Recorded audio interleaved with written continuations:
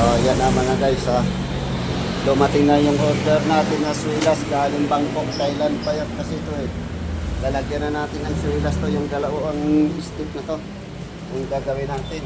Well, ito na. Nalagyan na natin ng isa. Mamaya kasi pagtatabi natin, yung ibabaw, mamaya i-welding natin, pagsasamahin natin. Doon na natin yan assemble mga guys.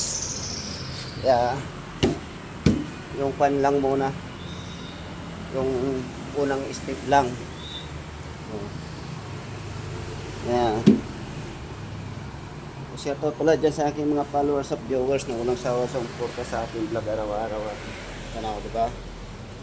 Abangan nyo mga guys, pag natapos to, mamaya kapakita ko sa inyo yung kabuuan pag nangyari natin. Iraragbi lang naman natin to mga guys, dito.